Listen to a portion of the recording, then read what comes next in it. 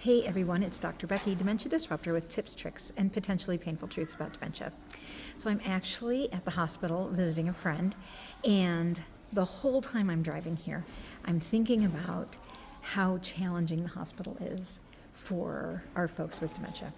How many things can we prepare for, and how many things do we need to be ready for should it not be okay? So I've talked before, I have an emergency sheet on my website, dementiadisruptor.com, that you can print out. You can have all their current medications, you can have their diagnosis, you can have everything they need so that they know what medication they're on, they know what triggers them, they know it helps them calm down. Doesn't mean they're going to listen, but at least they have it so they know what to do with all of that.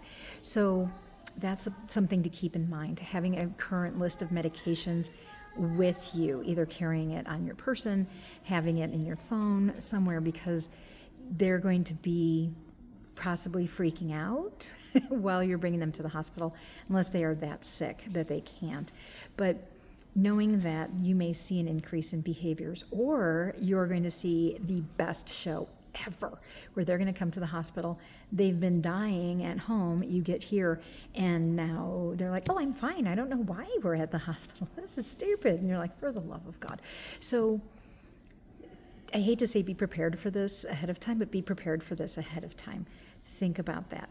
Think about how you can let the medical staff know that they have dementia, so they know that they can't necessarily trust them to be the best historian, knowing that you might need to have a list of when they've had different diseases, different vaccines, different medications, what they've been on, what doesn't work, having that in a notebook or in an app or something like that. There are plenty of them out there all of a sudden, but having all that available so that when you come into the emergency room, you can just hand them the notebook or hand them a piece of paper saying, my loved one has dementia, and this is what to expect. And in that way, they can adjust what they're doing, especially the ER. Their job is to save people's lives.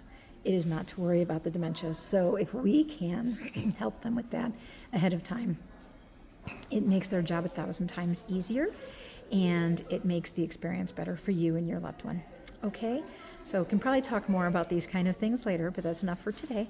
So do all the things, like, follow, share. Have a great day.